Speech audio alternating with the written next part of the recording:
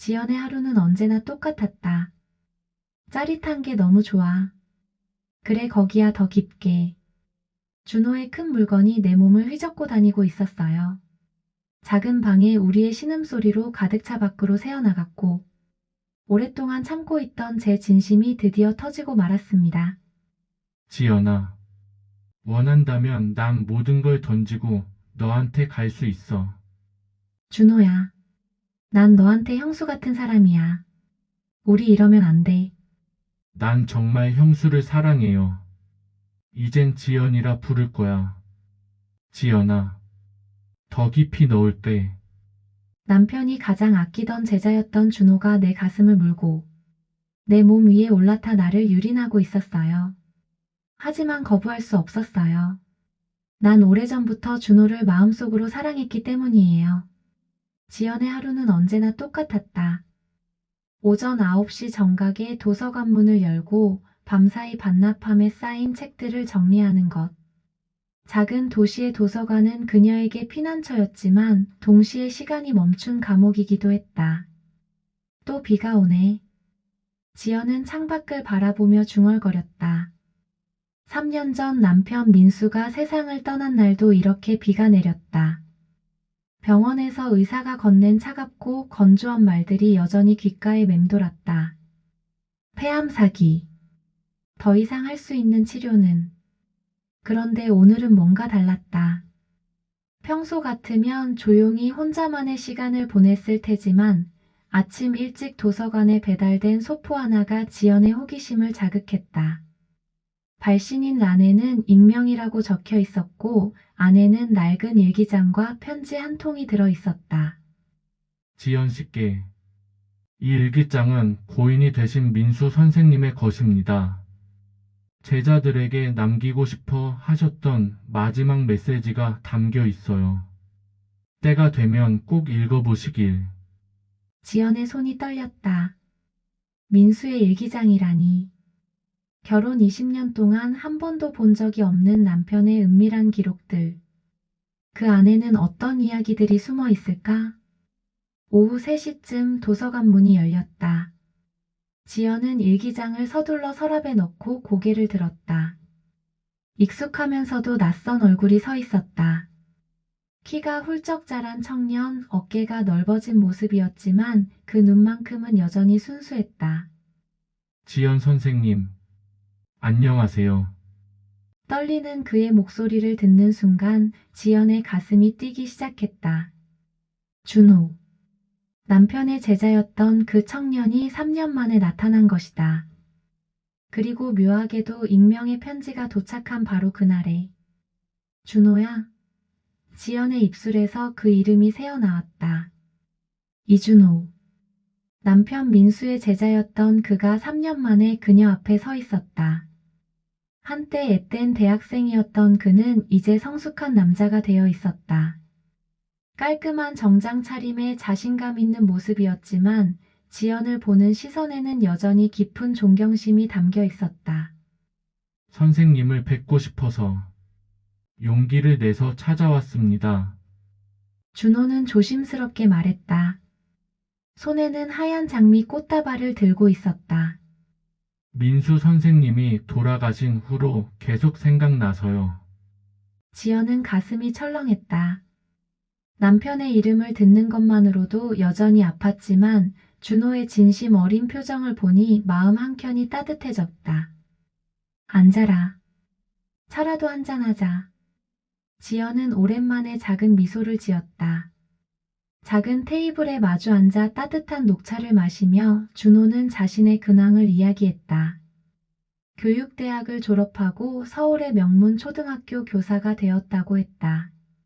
하지만 무언가 감추고 있는 듯한 표정이었다. 그런데 준호가 망설이며 입을 열었다. 혹시 선생님께서 오늘 아침에 소포를 받으셨나요? 지연은 깜짝 놀랐다. 어떻게 그걸 알지? 사실은 제가 보낸 겁니다. 준호의 고백에 지연은 더욱 놀랐다. 민수 선생님이 돌아가시기 전에 저에게 맡기셨어요. 3년 후에 지연이에게 전해달라고 하시면서요. 지연의 마음이 복잡해졌다. 민수가 죽기 전에 준비한 것이라니. 그 일기장에는 대체 무엇이 적혀 있는 걸까? 그리고 왜 하필 준호에게 맡긴 것일까? 선생님, 그 일기장 아직 읽어보지 않으셨죠? 준호의 목소리에 간절함이 묻어났다. 민수 선생님이 꼭 읽어보시길 원하셨어요. 그날 밤 지연은 민수의 일기장을 펼쳤다. 첫 장부터 마지막 장까지 그 안에는 남편의 솔직한 마음이 고스란히 담겨 있었다. 지연아, 내가 이 세상을 떠나고 나면 너는 어떻게 살아갈까? 나는 내가 다시 사랑할 수 있기를 바란다. 그리고 만약 그 사람이 준호라면 더없이 기쁠 것 같다. 지연은 숨이 막혔다. 민수가 준호에 대해 특별히 생각하고 있었다는 것을 알 수 있었다. 준호는 순수하고 따뜻한 마음을 가진 청년이다. 내가 가르친 제자 중에서 가장 인간적이고 진실한 사람이다. 언젠가 지연이가 외로워할 때 그가 곁에 있어주면 좋겠다. 더 놀라운 것은 그 다음 내용이었다. 사실 나는 알고 있었다. 준호가 지연이를 좋아한다는 것을. 대학생 때부터 우리 집에 자주 왔을 때 그 아이의 눈빛을 봤다. 하지만 그건 순수한 마음이었고 나는 오히려 고마웠다. 내 아내가 그만큼 사랑받을 만한 사람이라는 뜻이니까. 지연은 충격에 빠졌다. 민수가 모든 것을 알고 있었다니. 그리고 오히려 축복해주고 있었다니. 만약 내가 죽고 난 후 준호가 다시 나타난다면 그건 우연이 아닐 것이다. 그 아이는 분명 용기를 낼 것이고 지연아, 너도 마음을 열어주길 바란다. 그때 전화벨이 울렸다. 준호였다. 선생님, 혹시 일기장을 읽어보셨나요? 그의 목소리는 떨리고 있었다. 준호야. 이게 다 사실이야? 지연의 목소리도 떨렸다. 네. 민수 선생님이 돌아가시기 전에 모든 걸 다 아시고 계셨어요. 그리고 저에게 말씀하셨어요. 3년 후에 용기를 내어 지연이를 찾아가라고. 그때 아파트 초인종 소리가 들렸어요. 이 늦은 밤에 누구지? 혹시 준호가 아파트 대문 앞에 서 있는 거예요. 저는 잠시 고민을 하다 문을 열어주었어요. 준호가 저를 보며 말했어요. 선생님, 일기장 다 읽으셨죠? 그래 준호야 다 읽었어. 이 상황을 어떻게 해야 좋을지 모르겠다. 그때였어요. 갑자기 준호가 저를 안고 소파로 갔죠. 갑작스런 준호의 행동에 저도 모르게 눈을 감고 말았어요. 그때 준호가 말하길 시작했어요. 선생님, 저에게 기회를 주세요. 선생님을 처음 본 순간부터 지금까지 사랑하고 있었어요. 사랑이란 단어. 오랜만에 들어보니 저도 모르게 가슴이 떨리기 시작했어요. 순간 준호의 부드러운 손이 제 얼굴을 지나 어느덧 제 가슴을 향해 내려가고 있었어요. 제 몸은 벌써 반응을 하고 젖기 시작했어요. 준호는 제 가슴을 한참 만지고 거기서 멈추지 않고 더 아래로 내려가고 있었어요. 수풀을 지나 옹달샘을 휘젓을 때 전 그만 이성을 잃고 말았어요. 준호야 더 세게. 더 세게 눌러줘. 준호는 제 팬티를 거칠게 벗기곤 준호의 물건을 제 조갯살에 한참을 비볐어요. 전 참을 수 없어 어린 준호 앞에서 실례를 해버렸죠. 축축해진 소파 위에서 우린 그날 몇 번을 했는지 모른 채 아침을 맞이했어요. 오랜만에 사랑으로 내 조개는 퉁퉁 부었고 가슴에는 키스마크가 여러 개 있었어요. 출근을 위해 화장실로 간 저는 거울 속에 저를 보고 웃음이 나왔어요. 이제 어떻게 하지? 어떤 삶을 살아야 할까? 준호가 도서관을 자주 찾기 시작하자 작은 마을에는 소문이 돌기 시작했다. 지연의 단골 고객이었던 김 할머니가 첫 번째로 눈치를 챘다. 지연아, 요즘 젊은 선생님이 자주 오더구나. 김 할머니는 의미심장한 미소를 지으며 말했다. 혹시 그분이 아니에요, 할머니. 그냥 남편의 제자일 뿐이에요. 지연은 당황하며 부인했다. 하지만 마을 사람들의 관심은 점점 커져갔다. 카페 사장 미경이는 더욱 직설적이었다. 지연 언니, 이제 새로운 사랑 시작할 때도 됐잖아요. 민수 오빠도 하늘에서 이해하실 거예요. 그런 말들이 지연을 더욱 혼란스럽게 만들었다. 특히 민수의 어머니까지 나섰을 때는 정말 당황스러웠다. 지연아, 내가 혼자 사는 게 마음에 걸린다. 시어머니는 어느 날 갑자기 도서관을 찾아와 말했다. 민수도 너희가 아이가 없어서 늘 미안해했잖니. 이제라도 좋은 사람 만나서 늦은 나이지만 아이도 가져봐라. 지연은 깜짝 놀랐다. 시어머니까지 재혼을 권하다니. 어머니, 갑자기 왜 이런 말씀을? 사실은 민수가 병원에 있을 때 나한테 말했다. 어머니, 지연이가 혼자 늙어가는 걸 보기 싫어요. 좋은 사람 있으면 밀어주세요 라고 말이다. 한편 준호도 자신만의 고민이 있었다. 학교에서 동료 교사들이 그의 변화를 눈치채기 시작한 것이다. 준호 씨, 요즘 표정이 많이 밝아졌네요. 혹시 좋은 일 있어요? 같은 학년 담임인 수진이 물었다. 그냥 개인적인 일로요. 준호는 예매하게 대답했다. 하지만 수지는 예전부터 준호에게 관심이 있었다. 그의 변화가 못마땅했다. 혹시 연상의 여자분이에요? 수진의 날카로운 질문에 준호는 당황했다. 그런데 지연과 준호의 관계에 예상치 못한 변수가 생겼다. 지연의 대학 동창인 강민호가 갑자기 나타난 것이다. 민호는 서울에서 성공한 사업가가 되어 부와 명성을 모두 갖춘 남자였다. 지연아, 오랜만이야. 민호는 고급 승용차에서 내리며 환하게 웃었다. 민수 형 부고를 뒤늦게 듣고 왔어. 정말 미안해. 민호는 대학 시절부터 지연을 좋아했던 사람이었다. 하지만 민수와 지연이 먼저 사귀게 되면서 물러섰던 것이다. 이제 홀로 남은 지연을 보자 다시 마음이 움직였다. 지연아, 이런 시골에서 혼자 뭐하고 있어? 서울로 와. 내가 도와줄게. 민호는 적극적으로 지연에게 접근했다. 지연은 당황스러웠다. 민호는 경제적으로 안정적이고 사회적 지위도 높았다. 준호와는 비교할 수 없을 만큼 조건이 좋은 남자였다. 준호는 민호의 등장에 위기감을 느꼈다. 젊은 초등학교 교사인 자신과 성공한 사업가인 민호 사이에는 넘을 수 없는 벽이 있어 보였다. 선생님, 정말 서울로 가실 건가요? 준호는 불안한 마음으로 물었다. 모르겠어, 준호야. 여기서 계속 이렇게 살아야 하나 싶기도 하고. 지연은 혼란스러워했다. 민호는 더욱 적극적으로 나섰다. 매일 저녁 지연을 찾아와 고급 레스토랑에서 식사를 하자고 했고 주말에는 서울 구경을 시켜주겠다고 했다. 지연아, 우리 나이가 몇인데 이런 시골에서 시간 보내고 있어? 내가 서울에 좋은 아파트도 마련해 줄게. 새로운 인생을 시작하자. 한편 수지는 준호의 변화된 모습에 질투심을 느끼며 그를 더욱 집요하게 추궁했다. 준호 씨, 솔직히 말해요. 그 사람이 누구예요?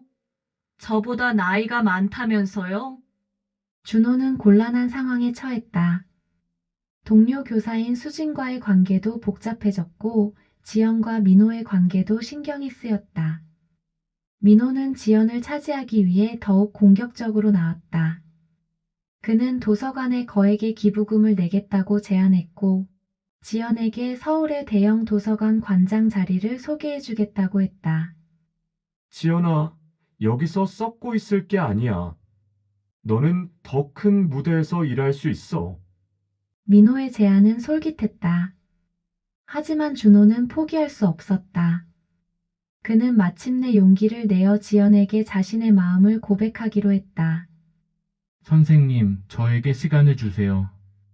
준호는 간절하게 말했다. 민호 씨처럼 많은 돈을 드릴 수는 없지만 선생님을 진심으로 사랑하는 마음만큼은 누구보다 클 자신이 있어요.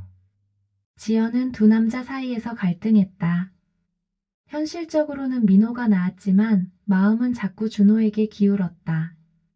그런 와중에 민수의 일기장에서 또 다른 내용을 발견했다. 지연아, 사랑은 조건이 아니다. 민호는 좋은 친구지만 너를 진정으로 이해하는 사람은 따로 있을 것이다. 마음의 소리에 귀를 기울여라. 한편 마을 사람들도 두 남자의 경쟁에 관심을 가지기 시작했다. 카페에서는 연일 이 이야기가 화제였다. 내 생각에는 서울 사장님이 낫겠어. 지연이가 고생 좀 안 하고 살았으면 좋겠어. 미경이가 말했다. 아니야, 젊은 선생님이 더 좋아 보여. 진심이 느껴진다고. 김할머니는 반대 의견을 냈다. 수지는 준호의 연적이 나이 많은 여자라는 것을 알고 더욱 화가 났다. 그녀는 교장 선생님에게 준호의 사생활에 문제가 있다고 고자질까지 했다. 준호 선생님이 기혼자와 부적절한 관계를 맺고 있는 것 같습니다. 교장은 준호를 불러 주의를 주었고 준호는 더욱 곤란한 상황에 처하게 되었다. 상황은 더욱 복잡해졌다. 민호가 지연에게 청혼을 했고 동시에 준호는 학교에서 징계 위기에 처했다. 수진의 고발로 인해 교육청 조사관까지 나오는 상황이 벌어진 것이다. 준호 선생님, 정말로 기혼 여성과 부적절한 관계를 맺고 계십니까? 조사관의 날카로운 질문에 준호는 당황했다. 그런 게 아닙니다. 지연 선생님은 미망인이시고 저는 정당하게 교제를 신청한 것입니다. 하지만 연령 차이가 상당하고 고인의 제자였다는 점에서 도덕적 문제가 있어 보입니다. 한편 지연도 마을 사람들의 시선 때문에 스트레스를 받고 있었다. 특히 일부 보수적인 마을 주민들은 지연의 행동을 못마땅하게 여겼다. 젊은 애랑 무슨 염장질이야. 남편 죽은 지 겨우 3년밖에 안 됐는데. 마을 이장의 부인이 뒤에서 수군거렸다. 이런 상황에서 민호는 더욱 적극적으로 나섰다. 지연아, 이런 시골에서 이런 일 당할 필요 없어. 나와 결혼해서 서울로 가자. 아무도 우리를 뭐라고 하지 않을 거야. 지연은 큰 갈등에 빠졌다. 민호와 결혼하면 모든 문제가 해결될 것 같았다. 경제적 안정도, 사회적 지위도, 마을 사람들의 시선에서도 벗어날 수 있었다. 그런데 바로 그때 준호에게 더 큰 시련이 닥쳤다. 교육청에서 그를 다른 학교로 발령내겠다고 통보한 것이다. 수진의 지속적인 고발과 마을의 소문 때문이었다. 선생님, 저는 이제 이 지역에서 떠나야 할 것 같습니다. 준호는 눈물을 글썽이며 말했다. 지연의 마음은 무너져 내렸다. 준호가 떠난다니. 그제야 깨달았다. 자신이 얼마나 그를 필요로 하고 있었는지를. 모든 오해가 풀리고 주변의 지지를 받게 된 지연과 준호. 민수의 일기장을 다시 펼쳐보며 남편이 남긴 마지막 메시지를 곱씹어 보았다. 지연아, 진정한 행복은 조건에서 오는 게 아니다. 마음에서 우러나는 사랑에서 온다. 내 마음의 소리를 들어라. 다음 날 아침 지연은 결심을 굳혔다. 그녀는 민호를 만나 솔직하게 말했다. 민호야, 고마워. 하지만 나는 준호를 사랑해. 조건이 좋고 나쁘고의 문제가 아니야. 마음이 이끄는 곳으로 가야겠어. 민호는 아쉬워했지만 지연의 결정을 받아들였다. 지연아, 행복해야 해. 그 청년이 너를 행복하게 해줄 거라고 믿어. 이제 지연이 해야 할 일은 준호를 지키는 것이었다. 그녀는 교육청에 직접 찾아갔다. 제가 한지연입니다. 준호 선생님에 대한 소문이 당사자입니다. 지연은 당당하게 말했다.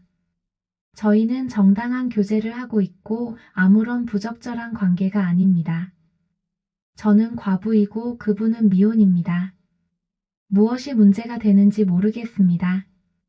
지연의 당당한 해명에 교육청 관계자들도 할 말이 없었다. 법적으로 아무런 문제가 없었기 때문이다. 한편 마을에서도 변화가 일어났다. 김할머니를 비롯한 지연의 지지자들이 나서서 그녀를 옹호했다. 지연이가 뭘 잘못했다고 그래? 남편 죽고 3년이나 혼자 살았는데 이제 좋은 사람 만났으면 축하해줘야지. 김할머니는 이장 부인에게 당당하게 말했다. 시어머니도 지연의 편에 섰다. 우리 며느리가 행복하면 그만이지. 민수도 하늘에서 기뻐할 거야. 모든 오해가 풀리고 주변의 지지를 받게 된 지연과 준호. 하지만 아직 한 가지 문제가 남아 있었다. 바로 수진의 집요한 방해였다. 수진은 마지막 수단으로 준호에게 직접 찾아가 협박했다. 준호 씨, 정말 그 나이 많은 여자와 결혼할 거예요? 저와 결혼하면 승진도 빠르고 모든 게 순탄할 텐데요. 수진 선생님, 죄송하지만 제 마음은 이미 정해졌습니다. 준호는 단호하게 말했다. 수진은 화가 나서 소리쳤다. 후회하실 거예요. 나이 차이 때문에 고생하실 거라고요. 그런데 바로 그때 지연이 나타났다. 준호를 괴롭히지 말아요. 지연은 침착하게 말했다. 사랑에는 나이가 상관없어요. 우리는 서로를 진심으로 사랑하고 있습니다. 수지는 지연의 당당한 모습에 기가 막혔다. 정말 뻔뻔하네요. 제자와 스승의 아내가? 저는 더 이상 누구의 아내가 아니에요. 한 사람의 독립된 여성으로서 제 인생을 선택할 권리가 있습니다. 지연의 말에 수지는 할 말을 잃었다. 그 후 수지는 다른 학교로 정근을 신청했고 지연과 준호의 앞길에는 더 이상 장애물이 없었다. 봄이 왔다. 도서관 앞 벚나무에 꽃이 피고 지연과 준호는 그 아래서 손을 잡고 산책했다. 선생님, 정말 저와 결혼해 주실 거죠? 준호가 조심스럽게 물었다. 물론이야. 다만 한 가지 조건이 있어. 지연이 미소 지으며 말했다. 무슨 조건이요? 민수의 제사를 우리가 하는 거야. 그 사람도 우리 가족의 일원이니까. 준호는 고개를 끄덕였다. 당연하죠. 민수 선생님이 계셨기에 우리가 만날 수 있었으니까요. 6개월 후 지연과 준호는 조용한 결혼식을 올렸다.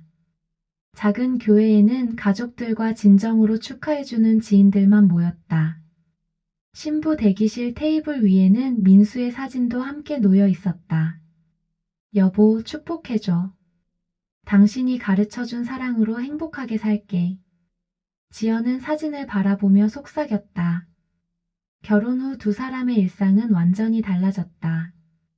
지연은 도서관에서 일을 계속했고 준호는 더욱 열정적으로 아이들을 가르쳤다.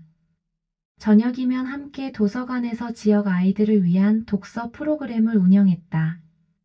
민수 선생님이 보시면 얼마나 좋아하실까요? 준호가 아이들을 돌려보낸 후 지연에게 말했다. 정말 좋아했을 거야.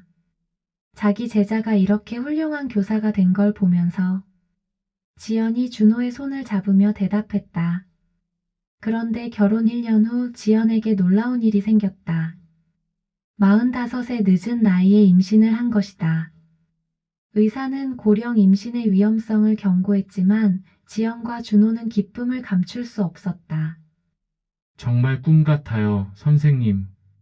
준호는 눈물을 글썽이며 말했다. 민수 선생님도 하늘에서 축복해 주시는 것 같아요. 시어머니는 더욱 기뻐했다. 민수야, 내가 못다한 일을 준호가 해주는구나. 우리 지연이가 엄마가 되는구나. 임신 기간 동안 지연은 몸이 힘들었지만 마음은 한없이 행복했다.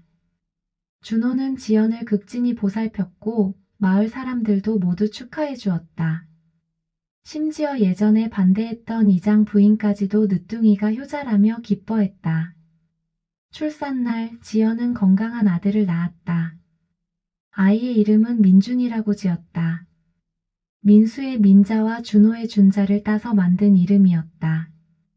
우리 민준아, 하늘에 계신 아빠와 지금 곁에 있는 아빠의 사랑을 모두 받고 자라렴. 지연은 아기를 안고 속삭였다. 도서관에는 새로운 웃음소리가 울려 퍼졌다. 민준이가 어느덧 걸음마를 시작했고 준호는 아이와 함께 책을 읽어주며 행복한 시간을 보냈다. 어느 봄날 지연은 창밖의 벚꽃을 바라보며 생각했다. 사랑은 끝나는 것이 아니라 이어지는 것이구나. 민수의 사랑이 자신에게로, 자신의 사랑이 준호에게로, 그리고 이제 두 사람의 사랑이 민준이를 통해 새로운 생명으로 이어져 가고 있다는 것을. 도서관 입구에는 새로운 명패가 걸려 있었다. 사랑과 희망의 도서관. 민수가 꿈꾸었던 지식뿐만 아니라 따뜻한 마음까지 나누는 공간이 완성된 것이다. 여보, 고마워. 지연은 민수의 사진을 바라보며 말했다. 당신이 남겨준 사랑의 씨앗이 이렇게 아름다운 열매를 맺었어. 창밖에서는 새로운 계절이 시작되고 있었고 도서관 안에서는 3명의 가족이 함께하는 따뜻한 일상이 펼쳐지고 있었다. 그것이 바로 인생의 가장 아름다운 순환이었다. 오늘의 사연 잘 보셨나요? 금기된 사랑 이야기가 아름다운 결말을 맞이했습니다. 여러분의 앞날에도 아름다운 사랑이 가득하길 응원하겠습니다. 구독과 좋아요는 영상 제작에 큰 힘이 됩니다. 감사합니다.